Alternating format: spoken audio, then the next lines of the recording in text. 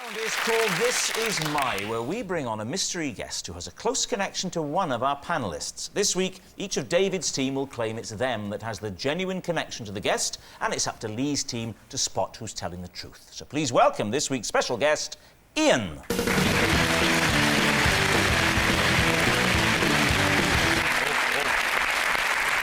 Connie. Sorry, even before we start, I can tell you now, lads, this man does not know David Mitchell. Connie, what is Ian to you? And this is Ian. When he brought his lizards onto Blue Peter, one of them went missing. Later that evening, I found it in my handbag. All right. David, what's your connection? This is Ian. I sat next to him on a plane, and he had such a fear of flying that I had to hold his hand throughout takeoff and landing. It turns out David Mitchell might know this man really, really well. Greg, how do you know Ian? This is my friend Ian. One night after getting drunk together, he was wrongly arrested on suspicion of murder. So there we have it. Connie's lizard loser, David's terrified passenger, or Greg's falsely accused friend. Where do you want to start? So Ian here brought lizards to a flagship BBC children's programme and left going, well, you know, you don't always go home with the same number of lizards. The great thing with Blue Peter is if you lose an animal there, they'll make up a name for it. What type of lizard? Yeah. Well, there was a selection of lizards. He brought in about 8 or 10 lizards, and there were chameleons. And did one of them change its colour to the same as your handbag? Yes. And it's getting lost. It wasn't a chameleon. The lizard. What was it? It was a lizard. What was your handbag made? What type Oh, the handbag was made of snake. No, it wasn't. Whereabouts were you at Blue Peter when you found the lizard in your hand? No, I wasn't. I was actually in my car, and my handbag was on the passenger seat. Yeah. So you opened your bag to get some money out or something? I was in the multi-storey car park, and I'd stopped, and I just wanted to check that I had my phone. Right, And, OK. so and then I was You like... opened it, and did you go, hello? Hello? I had a theory that someone put it in as a joke, but I don't know, and I've not... Oh, the wacky days of Blue Peter. Hilarious! I don't know if it's in the spirit of this game, but it really is true.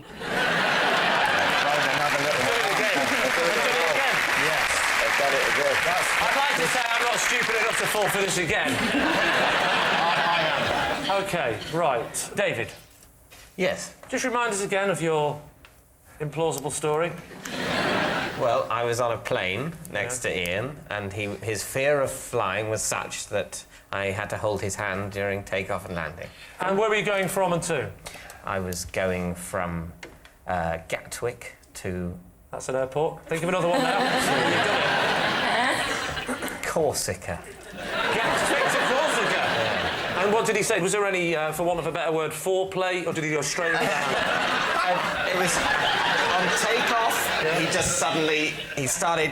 What? He started sort of making agitated noises. Please, can you do the demonstration? I think we all want to see the agitated noises. Yeah. No. Go on. As I remember it, it was just sort of. Are you sure that wasn't the engine, David? Yes, Lee, I'm sure it wasn't the engine. So basically, he's standing agitated. Yeah. Has he grabbed your hand? Then he grabs my there's hand. no talking. There's no. Do you mind if he's just gone? Not at straight that in? point, no. You slag, David Mitchell. And what did you say? Do you mind? I'm a married woman. I mean, what did you do? I don't think I said anything. You know why he's grabbed your hand, do you? You know he's... Well, I assumed it was... I didn't think it was sexual attraction. Right. But it's very sweet of you to leap to that conclusion. Did either of you have fellow travellers with you? No.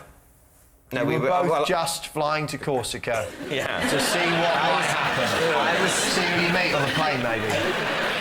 And this happened again when you came in for landing? After we became... when it levelled off, we became fully airborne. That sounds like a virus.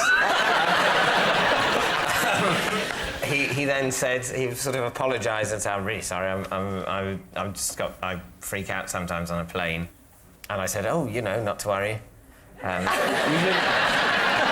bet that calmed him down. I once stroked a girl's back while we were having a very difficult re-entry over... we were coming into Heathrow, and I didn't know her, and she was crying, and I just reached out and just stroked her back. There was a reason why she was crying, wasn't there? The madman behind was stroking her back. I wasn't behind her. I was like that with her. I was going, hey, it's OK. No, look, it's fine. This is just turbulence. Seriously, this is nothing. This is nothing, honestly. This is normal, really. This bloody hell. Oh, not really. And she was quietly sobbing. I mean, it was quite... I'm BAFTA nominated, I should point that out. So these things do happen. That's They definitely happen. There's definitely people get nervous on flights. I think we have to deal with Greg's story. Go on, Greg. Let's have it. I got drunk with Ian, and later he was arrested wrongly on suspicion of murder. Thank God that bit's in. Yeah. So what happened? Well, I wasn't really part of it because we both passed out. It was a college ball, and we all drank vast amounts. Particularly Ian and I drank a ridiculous amount, and then both collapsed. The last thing I remember is Ian falling down and him obviously being horribly hurt. And I woke up on a carpet and ran... That's nice change from the bath. Not in the bath. I ran upstairs and he was sitting up in his bed, honestly looking... His face was swollen like a pumpkin. And then he told me that night, when he'd been stumbling about drunk, he'd been arrested for murder because someone with a similar facial wound had murdered someone in the town. Someone with a similar... Oh, so the facial wound from falling... Yeah. And someone with a similar facial wound had murdered somebody else. Yeah. That's unlucky. Where was this? How did they know he wasn't the murderer? What was the defining point in the interview? He told me that they'd questioned him for hours, and eventually he said to the police, and I think this is a quote, "I'll be honest with you, lads, I could well have done it."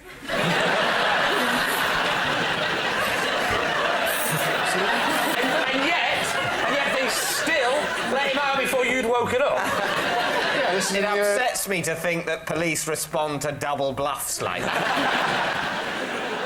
And just to be clear, it was proven at the end that he had absolutely nothing to do with it. Correct. Right. Obviously, otherwise he wouldn't be here. No. We never established just why David was going to Corsica. On his own. Was it Club 18 to 30 again? No, it was a holiday. I was going on holiday with a group of friends, but I could only go a day after everyone else. They made those rules, did they?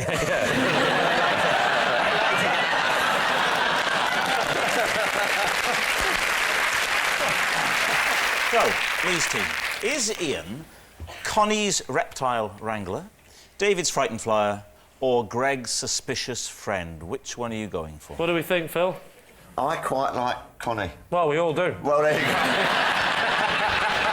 Focus, Phil. Yeah. No, I can imagine a bit of Blue PT. He looks like a chap who might sort of keep lizards. I don't know why. I'm slightly leaning towards Greg, only because I don't believe David. I'm inclined to think that Connie's story is true. Oh, go on then, Connie. If you've suckered these two idiots into it, I'll go along with that. Ian, would you like to reveal to us your true identity? My name is Ian. Whilst at college with Greg Davies, we got very drunk one night and was wrongly arrested on suspicion of murder.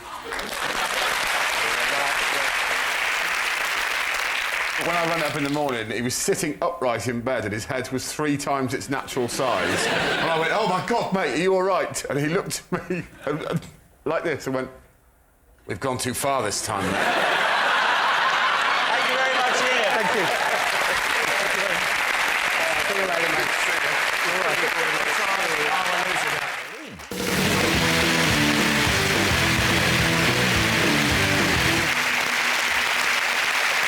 So, Richard, what is Pauline to you? This is Pauline. Last year we met at a Snoop Dogg gig and we bonded because we were the 2 oldest fans in the room. David, how do you know Pauline? This is Pauline. When I was a cub, she was the Arcala, and she had to take me out of the scout hut once for asking too many questions when we were being given a talk by the police. And finally, Greg, your relationship with Pauline. This is Pauline. She's my mum. She once drove past me when I was having my first fight and got out of her car to cheer me on. Lee's team, where do you start? Greg, how old were you on this first fight? 12? Right. And so where was this, at school? No. Where was it? Outside... Outside the music room? It was in a street. In the street? Yeah. Who were you fighting? I honestly can't remember his name. He was a lad, and he was in the year above me. And I remember he had fairly distinctive red hair. Is that why you fought him? I fought him because he'd fought one of my friends. Oh, OK, so this was like a... Revenge. You were like doing a heroic gesture. Yeah. And he was older than you. Yes. What was your friend called? Well, I'm from Shropshire, so he was called Chinese Dave. Is everyone called Chinese Dave in Shropshire? No, I just think he was called Chinese Dave, and I honestly don't know the reason, because he certainly wasn't Chinese. I think it's because he used to wear a hat. No, that would be it. That would be it. That'll be it, probably. What was your fighting technique, do you recall? It was a sort of windmill of bones, just like this. Windmill of bones. I give you the windmill of bones. What was your mum shouting at you by way of encouragement? I mean, as I recall, it was just get in there. Do him, yeah. Get in there, son, is what I... And was she there the first time you had sex? This was in the street. Your mum was driving Yeah. past you, saw Yeah. you. She knew about the attack on Chinese... Dave. Dave, yeah. Who wears a hat. So I presume she saw what was going on and thought, oh, it's good that my son is avenging Chinese Dave's... So, did she get out of the car or just do it from the from the window? window. Was it a drive-by? She got out. Who didn't win the fight? Did your mum then... Surely she stepped in and stopped her, or did she say, keep fighting? Well, let me tell you, Patsy, the fight came to a fairly abrupt end. Why? And I'm going to give you some very specific detail now. Thank you. Because I was chewing polos during the fight. Please, no, you're not going to try and convince us that they came out and your mum thought it was teeth. Hear me out. I got caught in their mouth, and literally I spat polos everywhere. And my mum went, oh no, it's teeth, it's teeth! What's your mum called? Pauline. Has she got a nickname, like Heckling Pauline or anything? No, although I would tell you, she has an impressive history, because she was in a play fight with my dad once, and he locked himself in a toilet, and to get to him in the play fight, my mum punched a hole through a door. So there's obviously a violent streak in this one. It is true, though. It's definitely true, and that is my mum. Who's next? Who are you going to do next? OK, so we'll go with David, shall we? Yes. David, just let me recap. Am I right in saying that there was a talk by the police at the Cubs? Yeah. And you asked one too many questions to the policeman? Yes, I was full of questions. What kind of questions were you asking? Well, I was asking about various, issues involved in fighting crime. How old were you? I think I was about 8. Right. What kind of crime-fighting questions were you asking? Well, there was a problem, I felt.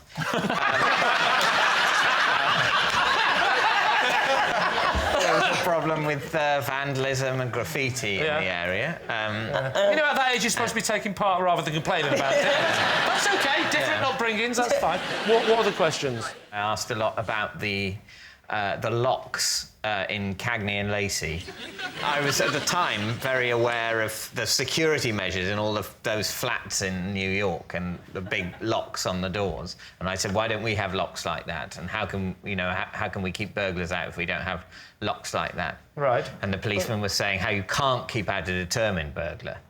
And I was saying, well, why do we lock the doors at all, then? But I wasn't really aware that he was supposed to be trying to get on with the talk, and the questions would happen at the end, and maybe they wouldn't all be asked by me. Where was this Cubs? It was in Headington. Headington? Where I grew up. Well, I know that. I don't think you travelled. Yeah. I assumed it was where you lived, otherwise that would be bonkers. Where are you from? Oh, I'm from Newcastle, but I No, my parents had heard about a very good Cub Scout group about 400 miles away, and they thought about driving me there to get the very best training in tying. Yeah, absolutely. But what badges did you get, David? Don't talk about badges in front of Richard. Richard, remind us once again of your truth. Pauline and I met at a Snoop Dogg gig. Oh, where was he playing?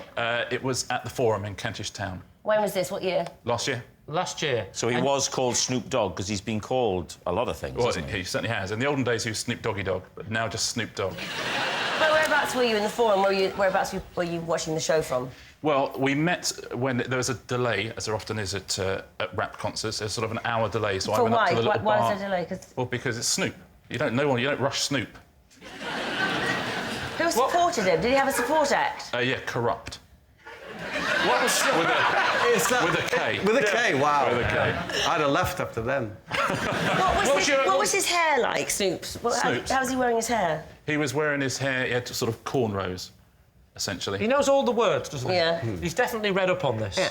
And so you guys, your eyes met across the... No, in this delay, I went up to, there's a little quieter bar upstairs, and I went up there to play a bit of Scrabble on my phone. Oh, come Because I was with younger people and they were enjoying the support act, they were enjoying the fact that there was a delay and there was loud music playing, I was enjoying it less. Yeah. Pauline was reading a book. Right. So I thought, OK, she's quite bored as well of this thing. So, anyway, I'm playing my thing. She said, oh, what are you doing? Yeah. And I said, I'm playing Scrabble on my phone. She said, I didn't know you could play Scrabble on a phone. Right. So I showed her, and then we started playing Scrabble on a phone, have done ever since. And then... Ever since? Well, you're going out with each other now. You know what, Lee? Early days. Okay? Have you actually met up with Maureen since? Pauline. You're not going to be able to dissect us with those blunt little... So, Lee, where is this leading you? What are you thinking, Lee? Patsy, do we believe any of these people? Because they're all sounding chronically untrue. The Chronic, of course, was one of the first albums Snoop was on. Why did Dre's you... The Chronic.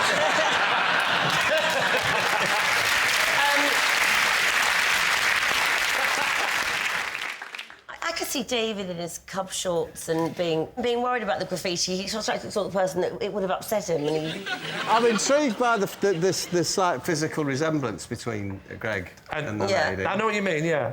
Do you mind standing up, Greg, again? Would you stand next to this lady you claim to be your mother? Next to my mum? Well, let's call her a woman for now. Right. Now... I'm guessing, for this mean average to work out, your dad is the Jolly Green Giant. No, but you see, Lee, it's a fact that a son has to be taller than their mum. It's either Richard or Greg, I think. So that's my answer. So you think it's... I think it's Richard. You think it's Richard? You think it's Richard or Greg? Yeah. Don't Tim forget said Richard. What are you going to say? The Scout hat one, the... Oh, sorry, are you still here? The Scout hat. OK, I need an answer, and I really do need it now. We're going for David. He's trying to double bluff me at the end, so I'm going to go with saying David. It's David. And if it is David, I'll be so happy now. You're saying it's David? I think it's David. OK, Pauline, would you please reveal your true identity? My name is Pauline. I am Greg's mother. And...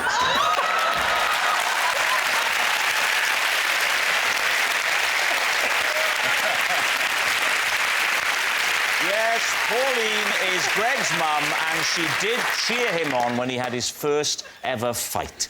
It must have been awful to see him fighting. Wonderful. Wonderful. Thank you very much, Pauline. You're welcome.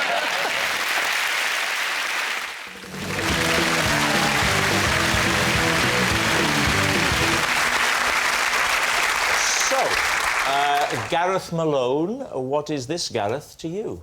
This is my old neighbour, Gareth, and when I was learning a song, he would distract me by singing the same song in his own flat, but in a different language. Right. Richard Osman, how do you know Gareth? This is Gareth. When he came to watch a recording of Pointless, I have to ask for him to be moved away from the front row because his behaviour was putting me off my statistics. And Greg, how do you know Gareth? This is Gareth. He was the rickshaw driver I once paid to pedal me home. By the time we arrived, he was so exhausted, I let him stay on my sofa. So there we have it. Gareth's synchronised singer, Richard's pointless punter, or Greg's shattered chauffeur. David's team, who do you want to start with? Gareth, what language does he sing the song in, or does it vary? He was singing in English. So what were you singing? German. Ah. What song? I think it was Bach's St Matthew Passion. That's what I thought it would be. Yeah. So how often did this happen? Enough for me to remember to mention it now. Because if a neighbour was singing a song next door to me, the first thing I'd do would be to translate it back to English. Yeah. Sing it as an off-putting kind of... Yeah. Especially through a wall. That really cuts deep. How does it go, Gareth? I can't remember it in English. You don't really want to hear it, do you? I'd like to hear it as if you're frightened. Da Jesus diese Rede vollendet hatte, sprach zu seine Jüngern. Da, da, da, da, da.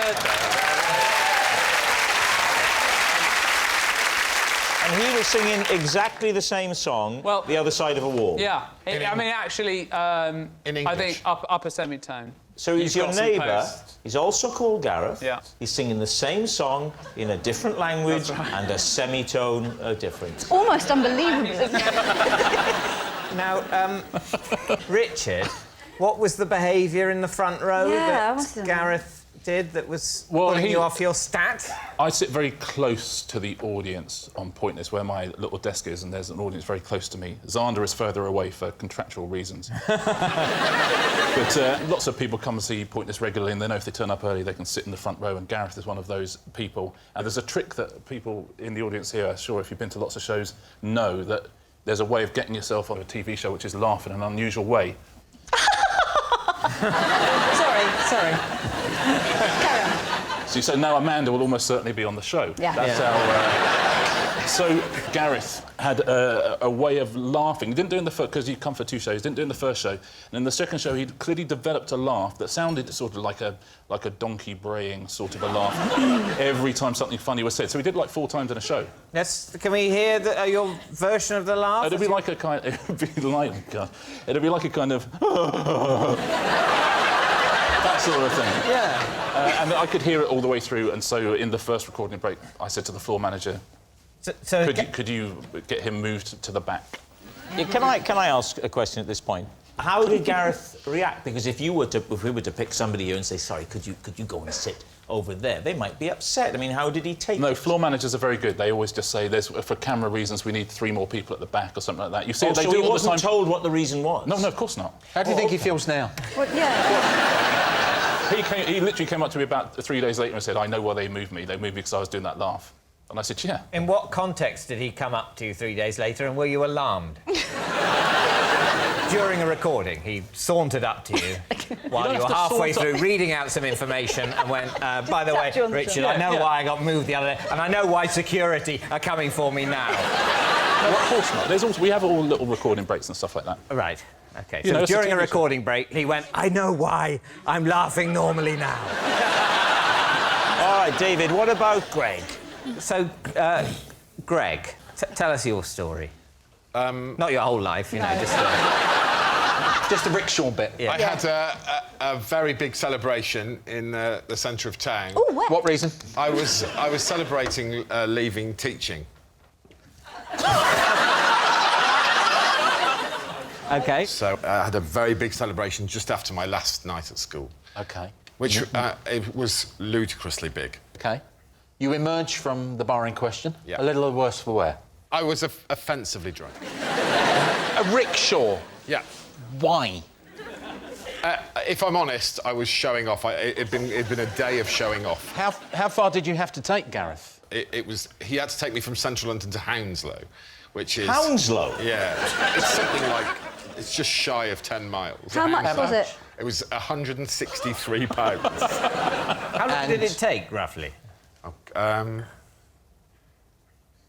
I honestly don't know. I honestly don't know. I thought you were waiting for the length of time.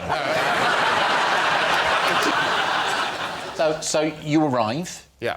You give him his money. When does the whole idea of offering him a bed for the night?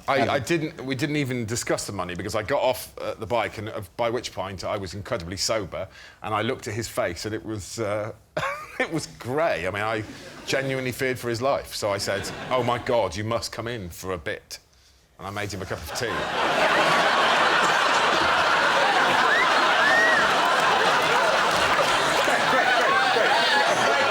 We're better than that, guys. We're better than that. Where did he put his rickshaw? Is that Very personal. How did it progress from the cup of tea to the sleeper? Because honestly, I was sober by the time I got home. He didn't say cup, he said, would you like to come in for a bit? Exhausted from the bit. Biscuits! Fell asleep on the sofa. Now, let's be clear. You've invited him up for a bit. You go in. What happens? After the cup of tea, I decided that he was clearly still very close to death. So I said, would you like to crash on the sofa? And I'll give you an extra little detail. As he went past my front garden, he said, what is that? Because I had set fire to my teaching outfit before I'd gone out. When my friends first came round, and there was half of a trouser leg left. And Gareth saw it and went, is that half a trouser leg? Has someone spontaneously combusted? So, we need an answer. So, David's team is Gareth Malone's synchronised singer? Is he Richard's pointless punter? Or is he Greg's shattered chauffeur? I've got a horrible feeling he's the pointless punter after all of that. You think pointless punter? Yeah. See, I'm thinking rickshaw driver. Yeah, the detail that Greg was giving was... The detail of incredible. the burnt trouser Yeah. leg is... That was like he'd forgotten himself and he was getting into his story. Oh, Yeah. this happened. I'm really excited. But you're discounting Gareth altogether. Oh, completely, yeah.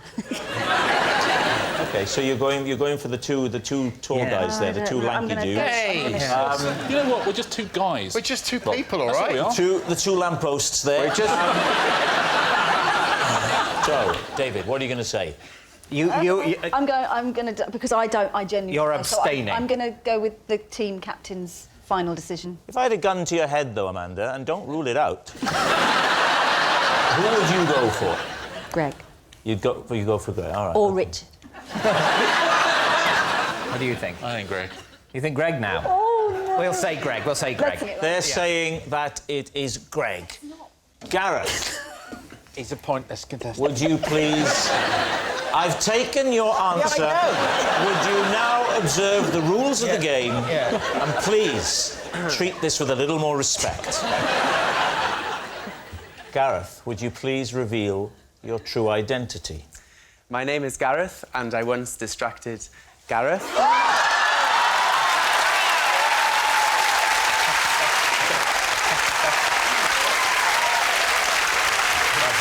Yes, Gareth was Gareth's synchronised singer. Gareth, thank you very much indeed. Thank you.